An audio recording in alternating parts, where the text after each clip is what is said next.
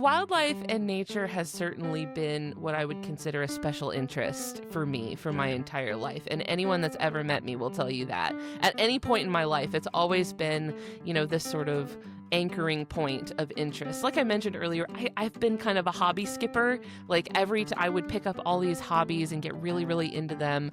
But they have always centered around animals, like animals and wildlife and nature. Welcome to another episode of Animals, Nature, and You. As you know from the intro, my name is Rick Schwartz. I'm your host. I'm the producer, and I'm also really glad you are here. Now, if this is your first time listening, if you're here because you know Ellen or you saw Ellen post about this or you just happen to find the podcast, hold on, buckle up. This is a long, very divergent conversation that goes all over the place, but it is really, really good. And it's reflective of the nature of animals, nature, and you. Because I've always had this idea back when I was out of college and started really doing wildlife education, working at a large nonprofit zoo. A lot of people always approaching me saying, what can I do? How can I help people? My job was educating people about wildlife, getting them to fall in love and care and learn more, and then hopefully take action. But then often I think people outside, once they stepped outside of this zoo and back into their normal lives, or their day-to-day life, whatever it might be, that it was lost. I was like, well, what can I do? I'm looking around in my space, and I can't see how I can take action that's going to be impactful. I want to see the impact. The conversation that I have with Ellen, we cover so much. We cover personal experiences, wildlife education, neurodivergency, moving across the country, and how we experience nature differently in those spaces, and all of that. It is very much reflective of the human experience. We go through changes, we go through eras, we go through all sorts of things in life. And this conversation goes through all sorts of things, and I love it. So just so you know, I've recorded several episodes ahead of time. I'm going to be taking a vacation here in June. This is the first episode of June, so it's already been recorded. But this intro, I wanted to preface this. I want you to pay attention to the passion, the excitement, and the human side of things in this conversation. Ellen, my guest, she was nice enough to reach out to me and ask me to be a guest on her podcast, an incredibly cool podcast, Just the Zoo of Us. Been around for a while, been doing some great work. Of course, all the links will be below.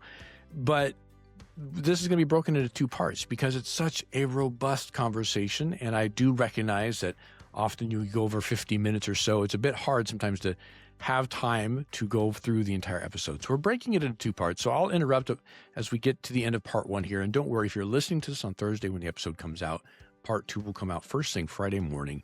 If it's already Friday, good news for you. Both parts are already out. So with that, let me give you a quick introduction to Ellen because, if nothing else, it's funny. I think we cover this in the introduction a little bit. We've had overlapping connections up until she invited me just a couple of weeks ago to be a guest on her podcast. We had never talked. We have never met in person.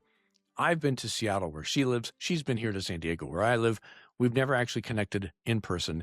These two conversations where I'm a guest on her podcast and she's a guest on mine is really our first conversations. And yet it's one of those things where it's like hanging out with someone you've been around for a long time. And I hope through this interview, through this conversation that she and I have, you feel a part of that circle. You feel a part of that community. You feel like you're just hanging out with some friends, having a conversation. It is great stuff. So just a quick introduction for you, just in case you don't know who she is. Ellen Weatherford is a Washington-based science communicator who focuses on educating general audiences of all ages about wildlife and nature with, of course, some humor, which is probably why she and I get along so well. In 2019, she turned her passion for wildlife into a hit podcast, Just the Zoo of Us, and has been writing and producing fun, approachable science content for both web and print ever since. So with that, as I always do, I want to welcome Ellen and say thank you so very much for taking the time to be on Animals, Nature, and You today. Oh, anything for you, Rick. I'm so excited to be here. So excited to get to talk to you. I know we're going to have a great time. We always do. Yes. And for those listening, I'm going to tell you up front right now, just knowing how Ellen and I can talk for a long time. This might be broken into 2 parts because if it goes over 50, 60 minutes, I try to break it into 2 parts just to be gentle with my listeners. So who knows? We'll see what happens. But If there's any guest who's going to go over your allotted time, it is going to be me. Amen. Amen. Well, fair. That's fair. So to start off with, you and I have kind of had a lot of connections through other people that we know. You're in the Seattle area. I grew up in Washington State, have a lot of roots back in and connections back in Seattle as well. We've been in touch on social media over God knows how long. But what's, I think, most probably interesting to my audience, if they don't know who you are in charge of and run this incredibly cool podcast that is, well, it started sort of with a different concept from what you shared with me anyhow, and to versus what it is now, but it's still, so we're recording this is May. You're at 330 some episodes right now. I know, that's crazy to me. That in itself is crazy to me. How long? So when did it start? Let's get a little background for the audience. For sure. My husband and I started this podcast together in 2019. So it is now 7 years old. I think maybe as of the day that we're recording this, possibly exactly 7 years old. Well, happy birthday. And we started it just a couple months after we had gotten married. So we were newlyweds, and we were really just looking for a fun, silly hobby to do together. We just wanted something that we could work on together that would be creative and engaging and a fun new thing. And we really just ordered a couple of cheap mics off Amazon, USB, plugged them right into the laptop, came in from zero. We'd never done any media before, certainly never made a podcast, but never really had done any creative media, not anything like that. And it really was just going to be a silly little thing we were going to do for a few weeks and maybe put up a few episodes that our friends and immediate family could listen to. That would just be a fun and silly thing we'd try out for a few months. I'm one of those people that starts a hobby and gets really, really into it for 3 months and then moves on and forgets I ever did it. So I fully expected it was going to be one of those. But just to say we did it and to have the experience. And then, it went really well, and we just never did end up stopping. We clearly went past the 3 months. Yeah. I remember the very first time when we had been at it for a few months and put out a few actual serious episodes that I had put actual effort into. I still remember the first time that someone I didn't know tweeted about the podcast, and that was when it really started to sink in, where I was oh, this is a real thing. This has escaped containment. There's been a containment breach. So the format has changed a little from its origin. What was the origin that you and your husband came up with? Let's just do this for funsies. And then how did it start to evolve and grow? Yeah. So it really surprisingly has changed kind of little since we started it. The original idea was just rating animals out of 10 in different categories. And the categories have actually stayed the same the whole time, which is effectiveness, so physical adaptations, traits built into the animal's body, ingenuity, so behaviors and clever things and ways the animal is solving problems, and of course aesthetics, possibly my favorite category. How nice is this animal to look at? And I would say the biggest change there was a change we made super early on, was that for the first few episodes, we would do this sort of overall score where we averaged all the scores together to give you this overall. And then pretty quickly I was I don't like this, because I feel they're all averaging out anyway. It's not really very comprehensive. I feel it wasn't really adding anything to the format. So we stopped doing the overall scores at the end, because everything felt it was kind of averaging to about the same number. Sure. Whereas the interesting thing about it would be where if you had an animal that was I don't know, like really, really well physically adapted, but maybe not the brightest bulb, like, or an animal that was maybe like really, really, really intelligent and had some really fascinating behaviors, but like physically wasn't that specialized or anything like that. Like that was what I felt like was interesting to me, whereas everything was like averaging out to about a 7. A 7 or 8 or something like that. I was like, that's just not interesting. So we abandoned that. But then as I've brought guests in over the years, who maybe have like a really, really wide variety of topics that they study, we have started including things like having guests come on to do like top threes. So like a guest might come on and they might want to do like their top 3, I don't know, carnivores, or like their top 3 stories about such and such. Or I've had people come on to do like history reviews, in the sense of like I had a guest on. I think we ended up having to split this episode because it was so long. I don't remember if we split it or not, but it was like a history of the evolution of bugs. Oh, So wow. like from like the beginning of arthropods to the present, and like how the evolution of bugs has like impacted the world, and like how the world has been shaped by the evolution of bugs. So like we've gotten creative and we've gotten really flexible with the format. Especially when I have guests on, I don't want guests to feel like they have to like, make themselves fit into the boxes of our existing format. I always tell people, I'm like, do what you want. Talk about what you want to talk about. I'll make it work. Fair enough. You know what so I guess over time, like, it has changed a little bit, and especially because I'm kind of a repetition averse person, I get sick of doing the same thing too many times. So I do have to kind of build in some flexibility and build in some variety so that I myself don't go insane doing this podcast every single week. Understandable. So let me ask you this. It started with the rating animals. Are you or your husband scientists, biologists, zoologists? Where'd that come from? No. So where did that come from? Like, why, of all the possible topics and things you know about, what was it that was like, we're doing this? And I mean, obviously, 7 years later, it works. Yeah, it's certainly, wildlife and nature has certainly been what I would consider a special interest for me for my entire life. And anyone that's ever met me will tell you that. At any point in my life, it's always been, this sort of anchoring point of interest. Like I mentioned earlier, I've been kind of a hobby skipper. Like I would pick up all these hobbies and get really, really into them. But they have always centered around animals, like animals and wildlife and nature. Like when I've gone through periods of time where I've been very into like drawing and illustrating, it was always, I was drawing pictures of animals. Or when I got really into photography, I was doing a lot of photographs of animals. Like that has always been the through line. So it seemed pretty natural that if I was gonna do something, I was gonna somehow make it about animals. And truthfully, I did really want, as a kid, I was a big zoo kid. I was always at the zoo. I wasn't as outdoorsy as people would expect. But I was always at the zoo, always at museums and science centers and stuff like that. So, and always watching nature documentaries and reading nature encyclopedias and stuff like that. So definitely had this sort of like foundation of interest and knowledge, and really wanted to be a zoologist as an adult.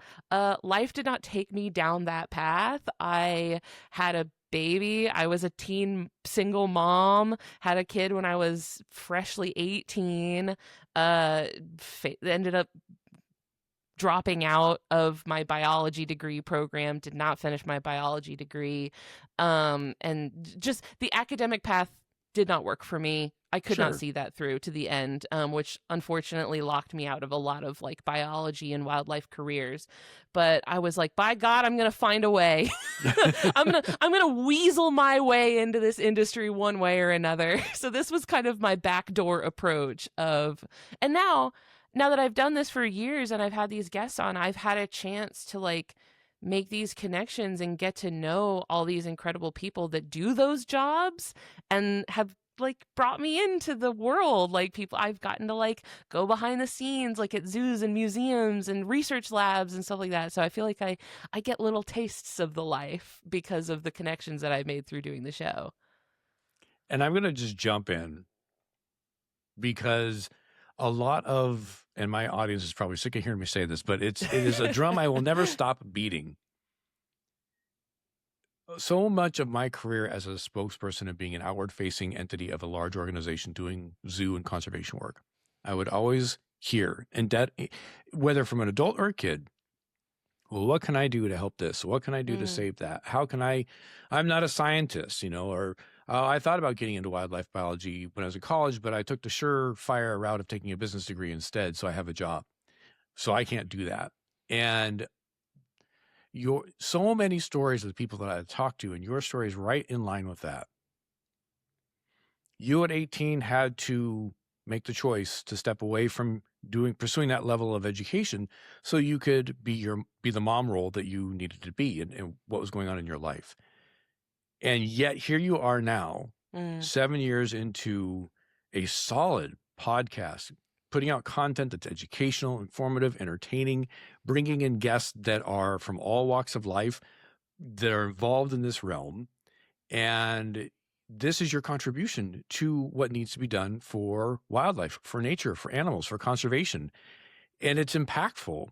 And sure, 18-year-old you was probably like, well, it was a dream.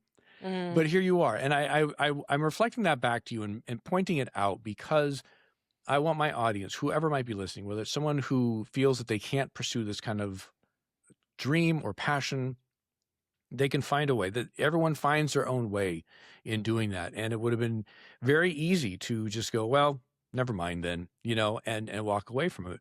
The other part of it too, we've got to recognize and total hat tip to just passion. We have our passions, and sometimes, like you just said, you had multiple hobbies over the years that had some involvement with wildlife and animals and all that, and you'd pick it up, you put it down, you pick it up, you put it down. The theme seemed to be the same all the way through, and now here you are with this one that's become so much more. So that's awesome. I love that story so very much. That's the power of a special interest, baby. Yeah, right. Especially for, I think a lot of neurodivergent people struggle with traditional academic settings. That's usually like, that's the pipeline, right? Like you go to college, you get a degree, and then you get like a professional job. You get hired by an entity, right, to do the work that you do. And I think that is a huge barrier for a lot of neurodivergent people who do not thrive in that type of like rigidly structured setting. And so a lot of us have to find our own way. We have to sort of force our way. Like all of this has been, I've only been able to do this because I can work independently, like work on my own insane schedule, where literally last night I was up editing and posting my episode at like 12:30 a.m. Where like if this was like a regular 9-to-5 office job, I probably would have been fired within the first few weeks, because I'm regularly, having to work with my own weird flexible schedule. But a lot of that is, I think, like you mentioned, it does feel, in the same sense that it is passion, it also feels like there's something in my brain that will never let me let it go. You know what I mean? Like I do know exactly what you mean. Yes. It's like something in your brain that's like, if I'm doing something that is not related back to animals or nature or wildlife, there's always this thing that's clawing at the inside of your skull that's like, this isn't right. We need to go home. Exactly. Yeah. So since you brought it up, may I ask, you identifying as neurodivergence, what is your neurodivergency secret sauce? What is it? Yeah. Well, because for me, I mean, that's what I refer to mine as a superpower. So I just was curious as to, because I also think too, a lot of people in the neurodivergent spectrum sometimes feel pushed to the side. And especially those of us who don't do well academically, who have challenges in the traditional academic sense, you look at something that requires a master's or PhD and you're like, okay, well, not for me. So I would love to hear your story. Yeah, I was not diagnosed with ADHD until like a lot of people, 2020, because I feel like 2020 forced a lot of people into managing themselves and having to look very critically at like, why is this such a struggle for me, right? Like, why am I struggling so much with setting up a routine and sticking to a routine for myself? So I think that forced a lot of people to confront some neurodivergent aspects of themselves that maybe they were able to push to the side in more traditional office settings. I worked in an office job, but having to work from home made me look around and realize like, oh wait, I was relying on a lot of guardrails to keep me functional. And then to give you an idea of what that looked like for me, when I had my first meeting with a psychiatrist to like assess me for ADHD, I was 15 minutes late to my appointment, and I did not have the paperwork with me that they had specifically given me to fill out and bring to this appointment. So I was late and unprepared, and they were like, well, you just so happen to be here for assessment. Checking all the boxes early. Yeah, that was a really quick appointment. And a history of like failing classes and dropping out of college and stuff like that. So it made a lot of things made sense in retrospect. Oh yeah. I was like, oh yeah, that actually makes a lot of sense now. But I do feel like you mentioned, like considering it a superpower. In some ways it is certainly not a superpower, but in some ways it certainly helps in the sense that like I can be laser focused on those special interests, right? If it's about nature, if it's about wildlife, it's about natural science, those are things that I really can lean into and laser focus on to the extent that I think a lot of people, their eyes glaze over and they're like, I can't look at this anymore. Whereas I'm like, I can't look away from it. Like I can't not focus on this. Which is just the way that my brain has decided. Like that is the thing you're not going to be able to look away from. Unfortunately, doing my taxes and maintaining my schedule and, things that would other actually adulting be, things. Right. Things that you need to like function in society. Not so much with those, but like I can sit here and read a paper on like, I don't know, moth reproductive behaviors until it's like 2 a.m. Super helpful for what I'm doing, not helpful in literally any other context. Right. And thus a successful podcast. That's how it gets made. Exactly.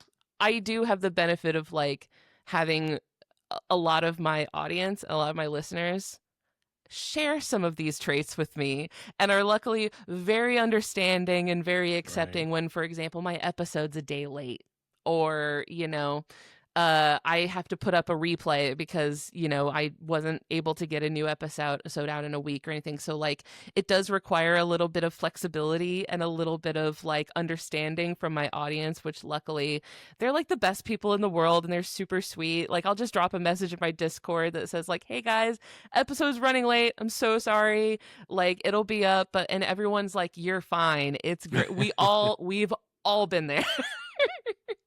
Being neurodivergent and also having kids and having other stuff going on, like and putting this episode out, which I should also clarify, like this podcast is a lot of work.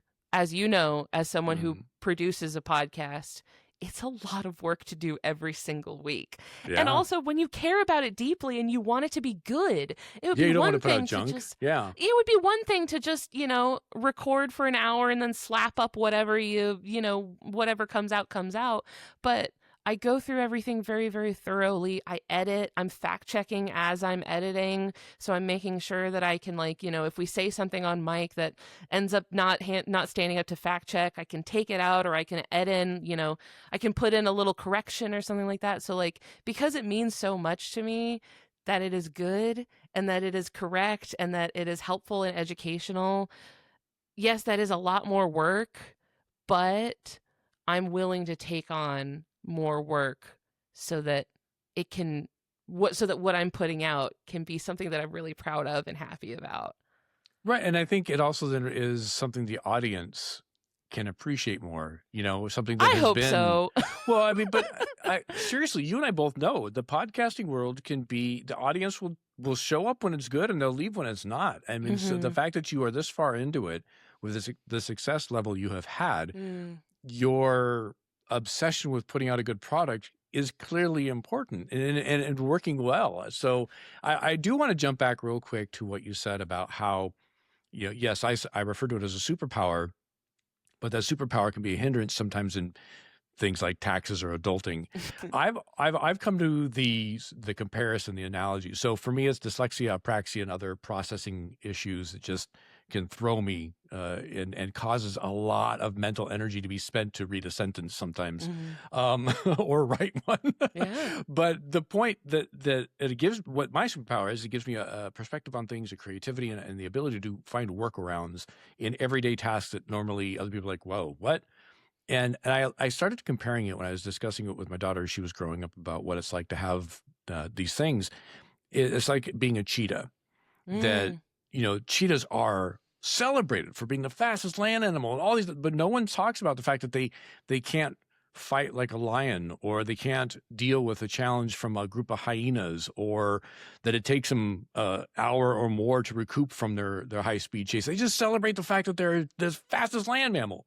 And so I always kind of look at it that way. It's like, yeah, there's deficits to being a cheetah, but there's also that one couple of cool things that they have. And so I look at it, I try to remind myself when I get down on myself about neurodivergency that it's just like that. You've got a specialty. You've got that thing. There's also, there's a book series. Anyone who is listening to this, who is a normal listener of Just the Zoo of Us, knows it's time to reset the counter to 0. 0 days since last Children of Time mention. But my favorite book series is Children of Time. Have you ever read it? Have you heard of it? No, Okay, it's a sci-fi series, and each book centers on these spacefaring civilizations where each one started from an animal on Earth, right? That has basically been either genetically modified or like had their evolution accelerated to the point that they reach these, civilization levels of. So the first one's about spiders, jumping spiders. The second one is about octopuses. And in the third one, they're crows. Who have reached these like levels of being like, hyper intelligent civilizations. And in the one where there's crows, I'm sorry, this shouldn't really be a spoiler. This is sort of like at the fundamental level of the narrative. But if you haven't read it yet and you want to, just pause for a little bit. Turn the volume down. Come back in about a minute. But this is related to what we've been talking about. Right. The crows, basically, because what I love about the author Adrian Tchaikovsky actually has a background in zoology, and he incorporates the natural like intelligences of these animals in fascinating ways. And the one with the crows that really stood out to me was that he incorporated this nature of the crows being often in mated pairs, like being in pairs together. And basically the crow civilization in his story, each crow functions as one single intelligence, or like the pair of crows functions as one combined intelligence, where one of them is very novelty seeking and is always looking for new things in the environment and looking at like patterns and looking for new patterns or looking for things that deviate from patterns, whereas the other one is the very like past looking, like always looking back and analyzing the data they've already collected. So like one of them is always looking for new things and the other one is only looking back at what they've already got. Together they make an extremely functional unit, right, and extremely intelligent together, whereas alone either of them would be useless. And it made me think a lot about, like, I see a lot of myself in like the novelty seeking, like always looking for something new crow, and then I see a lot of my husband and like the analytical, like data, like backwards looking, like let's look at what we've already got, and I wonder if that natural variation in the way that human intelligences work is just built into us being a social species, like we're meant to complement each other and we're meant to support each other. And like our strengths are supposed to work together, right? Like no one person is ever supposed to be relying on just their own strengths, right? Like you should always be part of a herd, part of a unit, a community where everyone's strengths are covering each other's, right? Whereas like I have glaring weaknesses in my functions, but they're made up for by like things that my husband or other members of my family are really good at. So enjoy thinking about humans as animals and like the interesting ways about us, like the things about us of like, what was the context that this trait evolved in and what could this behavior have helped with? That is, I don't know. I know some people are like made uncomfortable by that, but it is comforting to me. It is true, excuse me, that I think some people try to distance themselves for whatever reason from the concept that humans are animals. But I mean, my own personal journey was I never really felt that I fit in anywhere because of my neurodivergency and dyslexia and everything.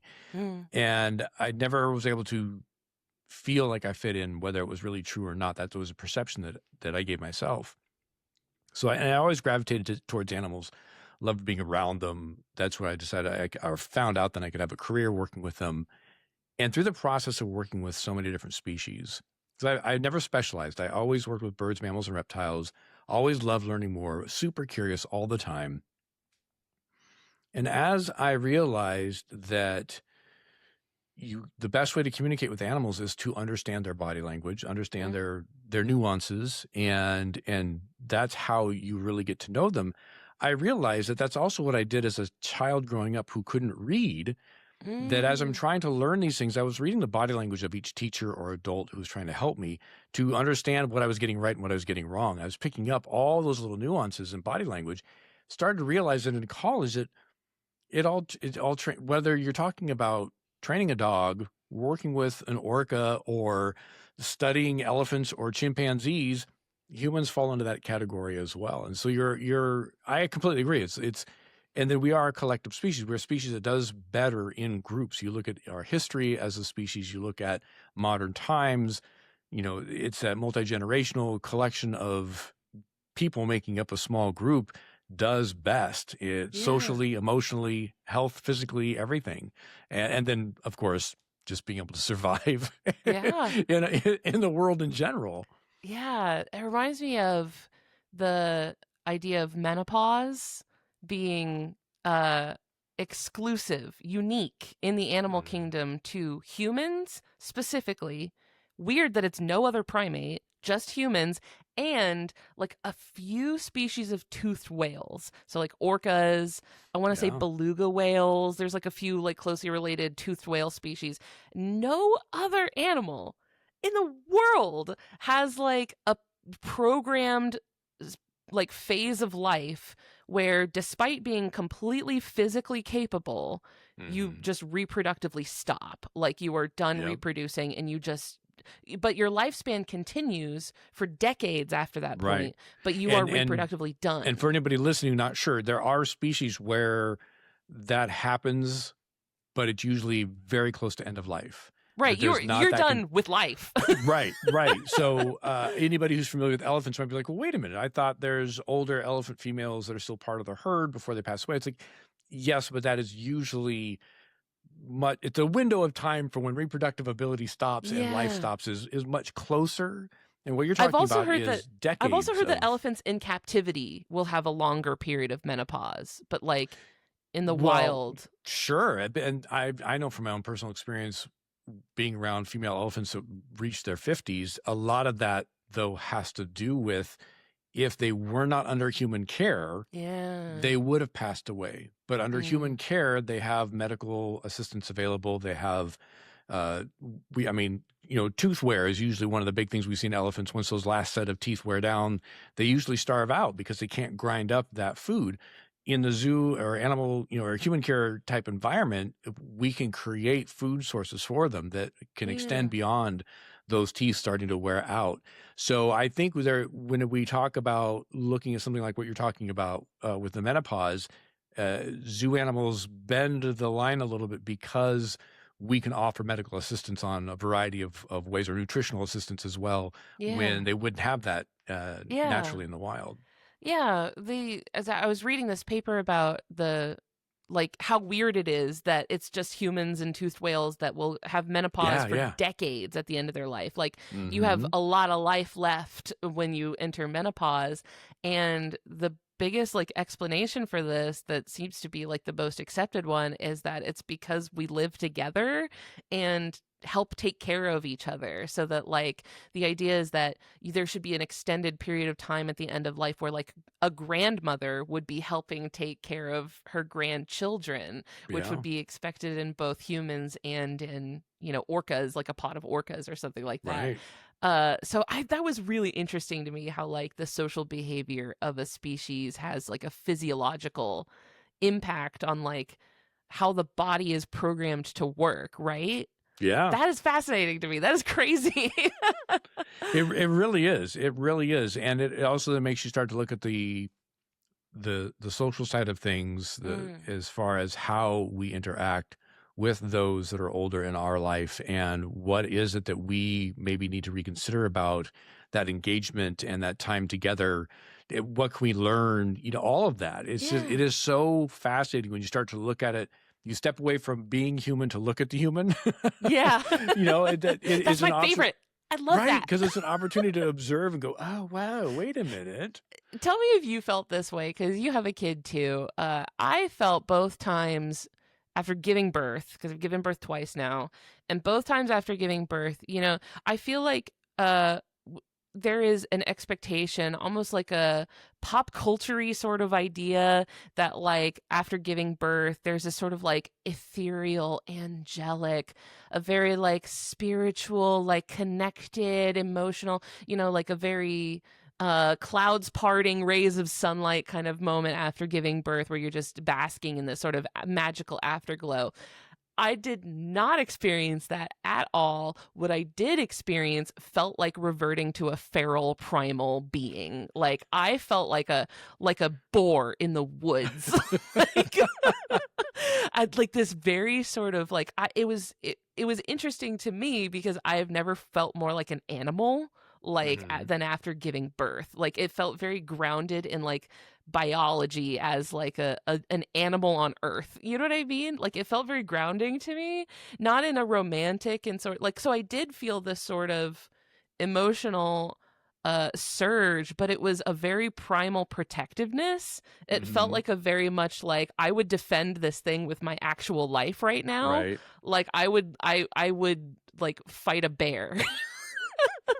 I don't know if that was something that you experienced at all, but for me, the experience of giving birth was the most like animalistic feeling I've ever felt. I can only imagine that experience and sensation, and as you're describing it, it makes complete sense to me that you would feel that. I'm just right? wondering Because, if you felt but that as at a all dad, from I can say as a from a dad, parent when side. I can say definitely as a dad, I remember very clearly there. My daughter needed a little bit of extra medical attention. Thankfully, nothing major, just a little bit when she arrived, when she was delivered. And there was a point where they needed to take her to the room next door, and my hackles went up. I was like, not out of my sight. Like, you do whatever you need to do, but not out of my sight. Like, I'm going with, you know, like it was like immediately I was just like, and it was, I don't want to say aggressive, but like you said, I would have fought a bear to get out of the room if I had to. Yeah. You know, It does feel like it's a very protective nature. It feels physical. It feels like a physiological urge. You know what I mean? Yeah, absolutely. And I think that is the time when I have felt the most driven by like pure instinct in my life, like that where like instinct took over. And I felt like I was not making like logical thought processes, or my thought processes were not being informed by like my upbringing in the modern human world. It felt like my thought processes were being informed by like something deeply rooted in my cerebellum. Yeah. Well, you know, and to go back to what you just said, it wasn't angelic, it wasn't ethereal, it wasn't what our pop culture tends to push on us. You know, it is one of those things that, coming from the biology world, we know that at that point, during the last parts of pregnancy and then the giving birth and afterwards, the hormones and everything that is put into a mammal's body is to make sure they're protective of that offspring, that they don't view it as something foreign. It's part of them. All the things that, you know, the wolves will go through and everybody else that I've ever studied, it is a chemical hormone change that occurs for the success of the offspring. And when you look at that, then you also know with all mammals, with all individuals, it's different. The chemistry is different. The hormone levels are going to be different. How the body responds to those hormones, everything, right? One female wolf is going to act different than another. One panda is going to act different than another. All of that. So now let's look at that with humans, right? So someone has this ethereal thing. They're going to talk about it. It's going to get romanticized, and that becomes the expectation. Yeah. But everyone's different, you know? I'm sure a lot of people, I know personally a lot of people that did have that like ethereal, beautiful, absolutely, you know, glowing feeling. And I was like, I might bite somebody. I've never bitten anybody, but like, I feel like I might. but let's not say it can't happen. But then the if other it side has of a it mouth, too. it can bite. Right? That's the general rule. If it's got a mouth, it can bite. Next question, please. It's like my bite risk is climbing. What I was going to say, and I want to acknowledge too, there are those individuals out there who are on the other side of that spectrum, that the situation inside the chemistry of their body doesn't give them that ethereal sense, doesn't even give them that protective sense. They feel distant, they feel disconnected, and you've got the whole world of postpartum. I've got an acquaintance of mine. She's on the TV side of stuff, and it took her a long time, but she finally came out publicly with and was part of a documentary movie that she helped produce about postpartum and the challenges that not only are you not, hitting those social expectations, but then why do I feel this way? I don't even feel like myself. And so it's just very interesting. It is very interesting how the animal side, when you can step back from being a human and watch humans like animals, to really look at the same things we would look at with other species and try to get a broader sense of what makes us tick. How do we work and why? I'm not to like turn it around and be like interviewing the interviewer, but I wanted to like rewind a little bit and go back to something that you mentioned earlier about how you mentioned struggling with reading and with dyslexia and having a hard time with like printed materials or with reading written materials. Do you feel like that has influenced your path into podcasting and video stuff because it's something that's not necessarily read, like it's more verbal and it's more auditory? Like, is that, absolutely. do you feel like that has influenced like your getting into this? It influenced it didn't influence it as in like I never looked at this as this is what I want to do with my life. I never honestly, when I landed at the San Diego Zoo in 2000 as a part-time keeper after many, many years of doing other work with animals, I'm like, this is where I'm going to retire as a keeper. I love it. And I get to interact with people and tell people about animals, and I'm good. But that being said, all the way back into, I think it was middle school, I had one teacher who was like, look, I know you know this material because we can talk about it and you know it. You're paying attention in class, but you have no notes. But I can ask you questions and you can give me answers. You don't read the books, but you listen to the discussion in class and you understand. So what's going on? I'm like, we didn't know. I wasn't diagnosed then. So we were given, we had to do a book report, and then we had to write up the book report after reading the book and turn it in. I didn't turn it in. She's like, why didn't you turn it in? I'm like, I could barely get through the book and I'm not about to write about it. And so she sat me down next to her and she just asked me questions about the book and I answered them. And then later on we had to do a book report, an oral report. And instead of having to do an oral report about a standard, like, of mice and men, she let me give a report about keeping fish in an aquarium because I was doing that. I had 3 aquariums at home. I was obsessed with these ecosystems and these fish and each role they played, in the aquarium. And so I was reading books about keeping fish and about the different species, and I knew them inside and out. So she let me do a report on that, qualifying it that I did read the books about the fish. And through that process, that's where I knew my strengths were. My strengths were being able to give an oral report, to listen, to engage in that way, to digest in that way, to be creative in that way. And fast forward into high school, I got into theater, absolutely just tearing my hair out trying to read scripts, but I enjoyed embodying somebody who wasn't a dyslexic kid. And then we did these theater exercises that weren't part of the performance. That was improv. And I was like, you don't have to improv read. is where it's at. You don't have to read. There's no but you script, can still perform. baby. And I was then I did improv through college. I did improv through my first, I was part of an improv group in Vegas for a while when I was working there. I was a part of an improv group in Portland when I was there for a while. All the way until I got here to San Diego. I was doing improv and loved it.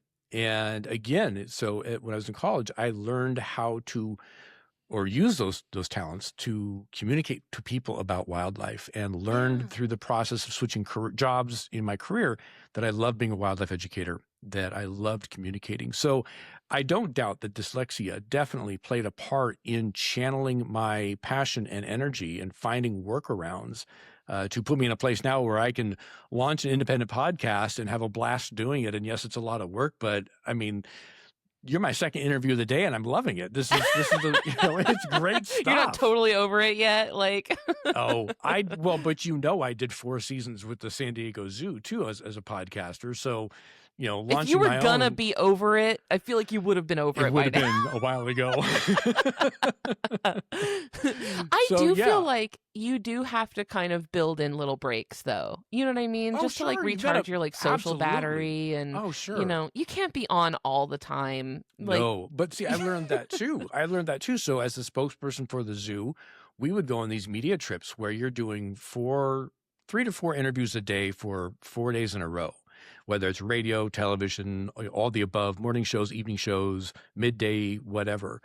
And, you're just riding high doing those. But man, by the last day or the drive home or the flight home, you're cooked. And it would take me days. Like I would be like, don't talk to me. I don't want to talk to anybody else. I'm going to my room. Like, please, I'm going to go up my yard. I'm going to garden. I'm going to weed. I'm going to do whatever. But I'm not talking to people. No, so, yeah, I don't exist for like 3 days. I did my first live in person. I've done live shows before, but I did my first like presentation to like a big audience a couple months ago, and I had the most like intense crash afterwards. Like I felt I was so exhausted, and I was just like, I didn't feel like emotionally I felt awful. I was so drained, and like even though I got such great feedback and everyone had a wonderful time and I didn't feel like anything went wrong, I just like afterwards I felt like I've never done anything right in my life. Like everything I've done has been awful and nobody will tell me. Like I just had that awful emotional crash. It's true. And I will say from my own personal experience, because I at first coming from being a zookeeper who's physically active all day long, I was always on the go, physically always moving, and albeit I was younger, but nonetheless, transitioning then into doing the spokesperson work, it was a different kind of exhaustion. It was, I was sitting all day, I'd get up and I'd do a presentation and sit for a while and do a presentation, and it's like, it is a different kind of draining. And I always looked at it like an energy exchange. I'm showing up and bringing this level of energy to communicate, to try to meet the audience where they are, to then bring them to the space where I want them to be, of understanding about the animal or conservation. And that's a lot of energy. You're really bringing a lot to the table, and it's mental energy, it's emotional energy. And so, it's a different kind of exhaustion draining. And to your point, after your presentation, like, I've never done anything right ever. And then after a couple days, you're like, I'm fine. Right. It's fine. It's all right. Yeah. I do a lot of trying to, get out in nature. I have the benefit of living in a beautiful place. I live in Western Washington and have access to a lot of gorgeous trails, also a lot of really awesome zoos in our area, great aquariums. And we have the benefit of I get to, a lot of times with our listeners, like people from like our Discord or people from our social media or something, will set up things like tide pooling days where we'll all meet up. There would be like a really low tide at the beach and we'll all meet up and go tide pooling together, which is... Hey, I'm going to jump in real quick and interrupt. Again, just like I told you at the beginning of this episode, we're going to break it into 2 parts. We're wrapping up part 1 right here. It's a good spot where we transition to talk about backyard ecosystems and spending time in your own space. And she goes into talking about the tide pools and everything else that she's experienced. I do hope you stick around for part 2 that comes out tomorrow. If you're listening to this on Thursday when it's released, part 2 comes out on Friday. If you're watching on YouTube, same thing. It'll be out on Friday. If you can't wait, if you want to get a hold of Ellen, find out more about her, All of the links are down below in the episode notes, whether you're watching this on your podcast player or checking it out on YouTube. And if you haven't, let me just recommend, go ahead and hit subscribe or follow, or however you can stay in touch with this podcast. Animals, Nature, and You has a new episode every Tuesday called 10-Minute Tuesdays, short, sweet, solo episodes. We talk about a particular species or interesting fact, or just something that's topical at the time for animals and nature or people. And then every Thursday, just like today, we have an interview with an awesome person doing awesome work, or just having a good time, having a good conversation, or all the above intermixed. You never know. It's always fun to check out. So again, make sure you subscribe, hit follow, whatever it might be. That's going to wrap it up, though, for this particular part one. I do want to say, if you haven't already, you can check out my information down below. zoologyrick.com is my website, all of my social media, and Animals, Nature, and You has its own account on Instagram as well, so you can check that out. All right, we're going to wrap this up. Check out part 2 tomorrow. Have a good one, everybody.